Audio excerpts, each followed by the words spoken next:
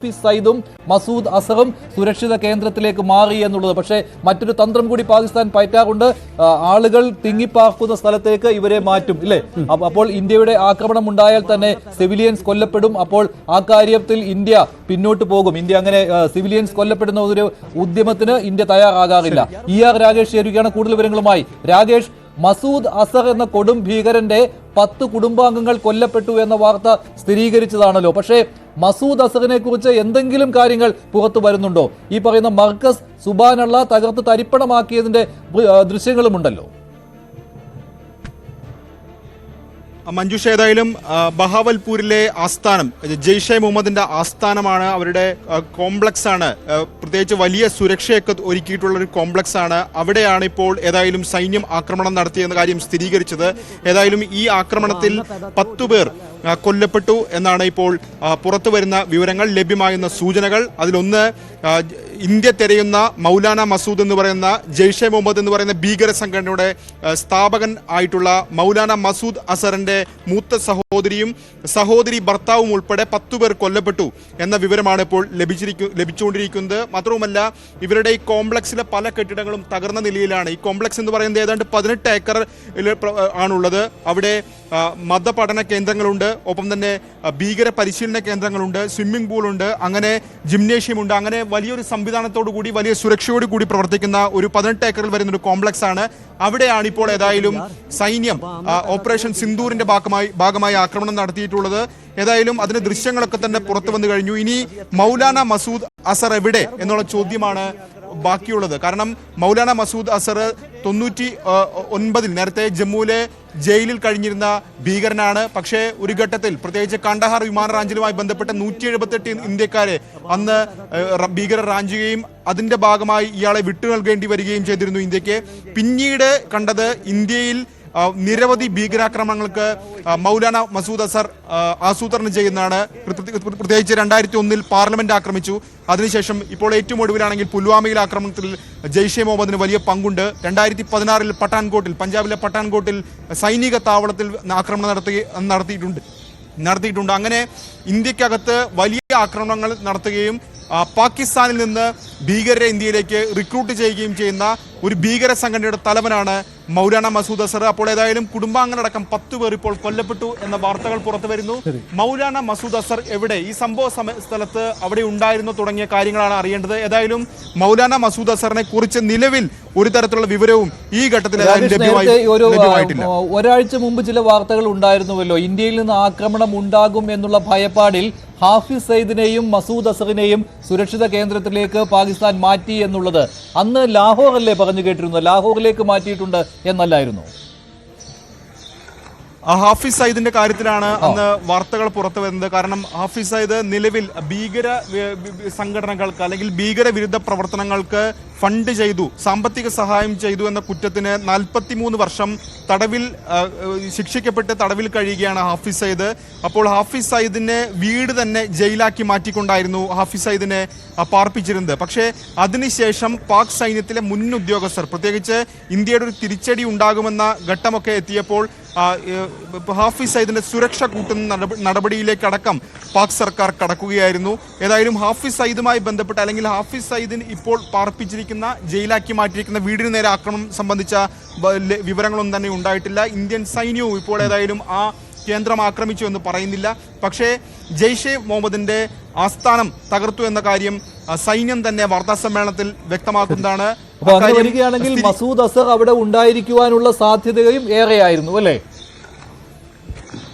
അതെ മഞ്ജുഷ, അതിനുള്ള സാധ്യത ഏറെയാണ്. കാരണം ഇത് പാക് അതിർത്തിയിലുള്ള പ്രദേശമല്ല. ലാഹോറിൽ നിന്ന് തന്നെ കിലോമീറ്റർ ദൂരം, ഏതാണ്ട് 100-ലധികം കിലോമീറ്റർ ദൂരം ഈ പ്രദേശത്തേക്കുണ്ട്. അതുകൊണ്ട് തന്നെ സ്വാഭാവികമായും അത്തരമൊരു നീക്കം, അതായത് മൗലാന മസൂദ് അസറോ അല്ലെങ്കിൽ പാക് സൈന്യമോ പാക് സർക്കാരോ ഒന്നും തന്നെ പ്രതീക്ഷിക്കാത്ത തരത്തിലുള്ളൊരു നീക്കമാണ് ഇപ്പോൾ സൈന്യത്തിന്റെ ഭാഗത്തുനിന്ന് ഉണ്ടായിട്ടുള്ളത്. കാരണം മുൻകാലങ്ങളിൽ ഇപ്പോൾ ഉറിയിൽ 2016 ആക്രമണം നടക്കുന്നു, അതിനുശേഷം 2019 പുൽവാമയിൽ ആക്രമണം നടക്കുന്നു. ഈ ഘട്ടങ്ങളിലൊക്കെ തന്നെ ഇന്ത്യയുടെ മറുപടി എന്ന് പറയുന്നത് പാക് അധീന കശ്മീരിലെ ഭീകര താവളങ്ങൾ തകർത്തുകൊണ്ടുള്ള നടപടിയാണ് ഇന്ത്യ സ്വീകരിച്ചിട്ടുള്ളത്. കാരണം പാക് അധീന കശ്മീരാണ് എല്ലാ കാലത്തും ഭീകര താവളങ്ങളുള്ളത്. ആ ലോഞ്ച് പാഡുകളിൽ നിന്ന് ഒരു തക്കം നോക്കി ഇന്ത്യയിലേക്ക് കടക്കുകയാണ് ഭീകരരുടെ പതിവ്. പക്ഷേ അതിൽ നിന്ന് വ്യത്യസ്തമായി ഇന്ത്യ ഇത്തവണ പാകിസ്ഥാനിന്റെ പ്രദേശങ്ങൾ ആക്രമിച്ചു എന്നതാണ് ശരിയാണ്. അതിന് ഉദാഹരണമാണ് ബഹാവൽപൂരും മുരിഡ്കയും. ഒന്ന് ജെയ്ഷെ മുഹമ്മദിന്റെയും മറ്റൊന്ന് ലഷ്കർ ഇ തോയ്ബയുടെയും. ഒരു കാര്യം കൂടി, നമുക്ക് രാജ്യ തലസ്ഥാനത്തു നിന്നും ചില അപ്ഡേറ്റുകൾ. അവിടെ സുരക്ഷാ കാര്യങ്ങൾക്കുള്ള മന്ത്രിസഭാ യോഗം അവസാനിച്ചു. പ്രധാനമന്ത്രി പുറത്തേക്ക് വരുന്നു. ഒപ്പം പ്രധാനമന്ത്രി വിദേശ സന്ദർശനങ്ങൾ വെട്ടിച്ചുരുക്കി എന്ന് തുടങ്ങിയ ചില വാർത്തകൾ കൂടി വരുന്നു. എന്താണ് ഇക്കാര്യത്തിൽ രാകേഷ് അപ്ഡേറ്റുകൾ?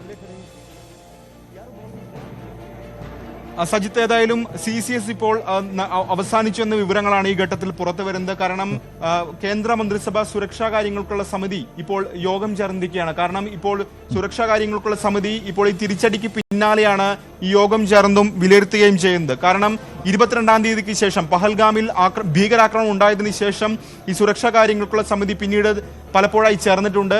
ആദ്യം നയതന്ത്ര തലത്തിലുള്ള നീക്കം അല്ലെങ്കിൽ നടപടിയൊക്കെ തന്നെ കൈക്കൊണ്ടത് ഈ സുരക്ഷാ കാര്യങ്ങൾക്കുള്ള മന്ത്രിസഭാ സമിതിയായിരുന്നു. ഏതായാലും ഇന്നത്തെ യോഗത്തിന്റെ പ്രാധാന്യം, പ്രസക്തി എന്ന് പറയുന്നത് അതിർത്തിയിലെ സാഹചര്യം അടക്കം വിലയിരുത്തുന്നതാകും. കാരണം ഈ യോഗം എന്ന് പറയുന്നത് പ്രധാനമന്ത്രിയും ഒപ്പം തന്നെ പ്രതിരോധ മന്ത്രി, ആഭ്യന്തരമന്ത്രി, വിദേശകാര്യമന്ത്രി, ധനമന്ത്രി, ഇങ്ങനെ 5 മന്ത്രിമാർ ചേർന്ന ഒരു സമിതിയാണ് CCS, സുരക്ഷാ കാര്യങ്ങൾക്കുള്ള മന്ത്രിസഭാ സമിതി. അപ്പോൾ ഇപ്പോൾ ഉണ്ടായിരിക്കുന്ന ഓപ്പറേഷൻ സിന്ദൂർ സ്വാഭാവികമായും പാകിസ്ഥാന്റെ ഭാഗത്ത് നിന്ന് ഏതെങ്കിലും തരത്തിൽ നീക്കമുണ്ടാകുമോ എന്ന കാര്യം ചർച്ച ചെയ്തിട്ടുണ്ടാകും. ഒപ്പം അതിർത്തിയിലെ സാഹചര്യം കൂടി വിലയിരുത്തേണ്ടതുണ്ട്. കാരണം ഈ പാകിസ്ഥാന്റെ പ്രകോപനം അതിർത്തിയിൽ തുടരുന്നുണ്ട്. 8 ഗ്രാമീണർ അവിടെ കൊല്ലപ്പെട്ടിട്ടുണ്ട്. കാരണം നിയന്ത്രണ രേഖയിലും അന്താരാഷ്ട്ര അതിർത്തിയിലുമൊക്കെ പാക് സൈന്യം നിരന്തരം വെടിനിർത്തൽ കരാർ ലംഘനം നടത്തുന്നുണ്ട്. അപ്പോൾ ഈ സാഹചര്യങ്ങളൊക്കെ തന്നെ സൈന്യം വിലയിരുത്തുന്നുണ്ട്. CCS ഏതായാലും അക്കാര്യങ്ങളൊക്കെ തന്നെ ചർച്ച ചെയ്തിട്ടുണ്ട് എന്നാണ് മനസ്സിലാക്കാൻ സാധിക്കുന്നത്. ഏതായാലും ഇന്ത്യ നിലവിൽ അതിർത്തിയിലെ അടക്കം സാഹചര്യങ്ങൾ സൂക്ഷ്മമായി തന്നെ നിരീക്ഷിച്ചു വരികയാണ്. ഇന്നലെ ആക്രമണം ഉണ്ടാകുന്ന ഘട്ടത്തിൽ തന്നെ പ്രധാനമന്ത്രി ഇതിന് മേൽനോട്ടം വഹിച്ചിരുന്നു. ഇന്നിപ്പോൾ CCS ചേർന്നുകൊണ്ടും ഈ സാഹചര്യങ്ങളൊക്കെ തന്നെ വിലയിരുത്തുകയും ചെയ്തിട്ടുണ്ട്. സജിത്ത്, യെസ്, അതാണ് സാഹചര്യം. എന്തായാലും രാജ്യ തലസ്ഥാനത്ത് പ്രധാനപ്പെട്ട യോഗമാണ്. കാരണം ഉദ്യോഗസ്ഥ തലത്തിൽ എന്താണ് സംഭവിച്ചതെന്ന കാര്യത്തിൽ വ്യക്തത വരുത്തിയിട്ടുണ്ട്. അതിനപ്പുറം എന്താണ് ഇനി രാഷ്ട്രീയപരമായ ആലോചനകൾ, നീക്കങ്ങൾ, ഇക്കാര്യങ്ങളിലൊക്കെ പ്രധാനപ്പെട്ട യോഗമാണ് കഴിഞ്ഞത്. ഇപ്പോൾ ഈ മസൂദ് അസറിന്റെ കാര്യം പറഞ്ഞപ്പോൾ ഈ കാണ്ഡഹാർ വിമാന റാഞ്ചിലാണല്ലോ മസൂദ് അസറിന്റെ മോചനത്തിലേക്ക് വഴിവെച്ചത്. മസൂദ് അസറിനെ കശ്മീരിലെ ആക്രമണത്തിന് ഇന്ത്യ തടവിൽ പാർപ്പിച്ചതാണ്. പക്ഷേ കാണ്ഡഹാർ വിമാന റാഞ്ചൽ, അഫ്ഗാനിസ്ഥാനിൽ താലിബാൻ കാണ്ഡഹാർ വിമാനം റാഞ്ചിയപ്പോൾ ആ സമയത്ത് പകരം ഇന്ത്യ വിട്ടു നൽകിയവരാണ് ഈ പറയുന്ന മസൂദ് അസർ, അല്ലേ? ആ മസൂദ് അസർ ഇപ്പോൾ പാകിസ്ഥാനിൽ നിലവിൽ കുറ്റവാളിയല്ല.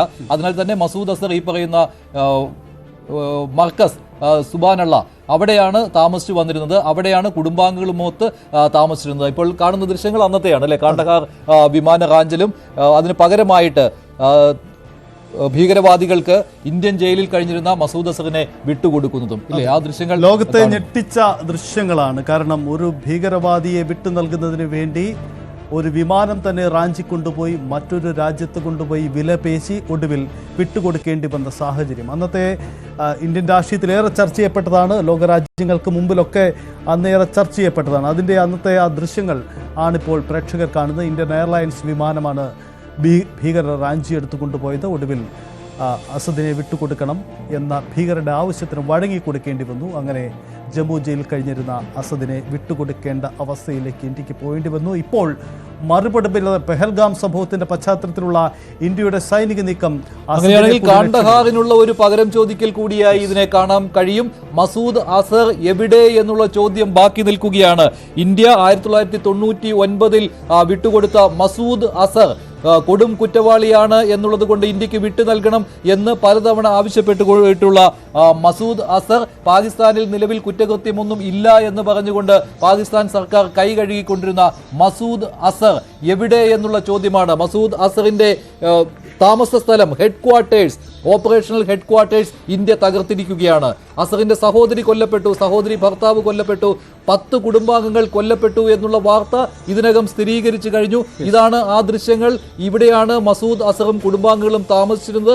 ഇത് ജെയ്ഷെ മുഹമ്മദ് എന്ന ഭീകര സംഘടനയുടെ ഒളിത്താവളമല്ല, അവിടെ നഴ്സറി തന്നെയായിരുന്നു, ഭീകര ക്യാമ്പായിരുന്നു. അവിടെയാണ് ഭീകരരെ വളർത്തി ഇന്ത്യയിലേക്ക് അയക്കുന്നതിനുള്ള നഴ്സറി പ്രവർത്തിച്ചിരുന്നത്. അവിടെ നിന്നാണ് ലോഞ്ചിങ് പാഡിലേക്ക്, പാക് അധീന കശ്മീരിലെ ലോഞ്ചിങ് പാഡുകളിലേക്ക് ഭീകരരെ അയച്ചിരുന്നത്. അവിടെ നിന്നാണ് അതിർത്തി കടത്തി ഇന്ത്യയിലേക്ക് വിട്ട് പല ഭീകരാക്രമണങ്ങളും ഇന്ത്യയിൽ നടത്തിയിരുന്നത്. ഇതിൽ ഇന്ത്യ ആവശ്യപ്പെടുന്ന ആ കുറ്റവാളി മസൂദ് അസർ ഇന്ത്യ വിരുദ്ധ പ്രസ്താവനകൾ നിരന്തരമായി നടത്തിക്കൊണ്ടിരുന്ന മസൂദ് അസർ എവിടെ എന്നുള്ള ചോദ്യം ബാക്കി നിൽക്കുന്നു. ഈ കെട്ടിടം തകർത്തിരിക്കുകയാണ് ഇന്ത്യ. പഴയ ദൃശ്യങ്ങളും കാണാം. എങ്ങനെയായിരുന്നു മർക്കസ് സുബാൻ അള്ളയുടെ, ഇടതുവശത്ത് കാണുന്നത് മർക്കസ് സുബാൻ അള്ള, ബഹാവൽപൂരിലെ മർക്കസ് സുബാൻ അള്ളയുടെ ആക്രമണത്തിന് മുൻപുള്ള ദൃശ്യങ്ങളാണ്. ന്യൂസ് 18-ൽ എക്സ്ക്ലൂസീവായിട്ട് മുൻപുള്ള ദൃശ്യങ്ങൾ, അതിനുശേഷമുള്ള ദൃശ്യങ്ങൾ അടുത്ത വിൻഡോയിൽ കാണുന്നു. ഇന്ത്യയുടെ ആക്രമണത്തിൽ തകർന്നടിഞ്ഞ മൗലാന മസൂദ് അസറിന്റെ താവളം മർക്കസ് സുബാൻ അള്ള, ബഹാവൽപൂർ. ഇന്ത്യ പാക് അതിർത്തിയിൽ നിന്ന് 100 കിലോമീറ്റർ അകലെ മിസൈൽ ആക്രമണത്തിലൂടെ ഇന്ത്യ തകർത്ത് തരിപ്പണമാക്കിയിരിക്കുകയാണ് മസൂദ് അസറിന്റെ താവളം, ജെയ്ഷെ മുഹമ്മദിന്റെ താവളം. 10 കുടുംബാംഗങ്ങൾ കൊല്ലപ്പെട്ടു എന്നുള്ള വാർത്ത സ്ഥിരീകരിച്ചു കഴിഞ്ഞു. അതേസമയം മസൂദ് അസറിനെ കുറിച്ച് ഒരു വിവരവുമില്ല. അസദ് എവിടെ എന്ന ചോദ്യം പ്രസക്തമാവുകയാണ്. ഇതിനിടയിലാണ് ഈ ദൃശ്യങ്ങൾ കൂടി പ്രേക്ഷകർക്ക് മുന്നിലേക്ക് വരുന്നത്. ഇന്ത്യയുടെ സൈനിക നീക്കം എന്തായിരുന്നു എന്നത് വളരെ വ്യക്തമാകുന്ന ദൃശ്യങ്ങൾ കൂടിയാണ് പുറത്തു വരുന്നത്. ഇന്ത്യ തകർത്ത അസദിന്റെ വളരെ പ്രധാനപ്പെട്ട കേന്ദ്രം, അതിന്റെ പഴയ അവസ്ഥ, ഇപ്പോഴത്തെ അവസ്ഥ. ശക്തിയേറിയ 4 മിസൈലുകളാണ് ഇന്ത്യ അവിടേക്ക് പ്രയോഗിച്ചത്. സ്വാഭാവികമായി അത് വലിയ തകർച്ച അവിടെ നേരിട്ടു. 10 കുടുംബാംഗങ്ങൾ കൊല്ലപ്പെട്ടു. വലിയ രീതിയിലുള്ള നാശനഷ്ടങ്ങൾ ഉണ്ടാവുന്നു. പ്രദേശവാസികളടക്കം എവിടെ സൈന്യം എന്ന ചോദ്യം പാകിസ്ഥാനിൽ ഉന്നയിക്കുകയാണ്. കാരണം ജനങ്ങളെ അമ്പരപ്പിച്ചു ഇന്ത്യയുടെ സൈനിക നീക്കം. എവിടെ സൈന്യം? ജനത്തിന് ഒരു മുന്നറിയിപ്പ് നൽകാൻ അവിടുത്തെ സൈന്യത്തിന് കഴിഞ്ഞില്ല. ഇന്ത്യൻ സൈന്യത്തിന്റെ മിന്നൽ നീക്കത്തിൽ പകച്ചു പോയിരിക്കുകയാണ് പാകിസ്ഥാൻ. മസൂദ് അസർ കൊല്ലപ്പെട്ടോ എന്നുള്ള വിവരമാണ് ഇപ്പോൾ ഉയർന്ന ചോദ്യം. मसूद असर ने അവിടെ ചില പ്രതികരണങ്ങൾ കേൾക്കാം അതിലേക്ക്. पाकिस्तानी और इंडिया ने जंग शुरू कर दी है। अभी मेरे बहावलपुर सिटी के अंदर मौलाना मसूद अजहर साहब के जो है मदरसा है उसके ऊपर 4 मिसाइल दागे गए हैं। 4 मिसाइलों के साथ हमला किया गया है मौलाना मसूद अजहर साहब के मदरसे के ऊपर। हम अपनी फौज पाकिस्तान के साथ खड़े हैं, लेकिन मेरा सवाल है कि हमारी मसूद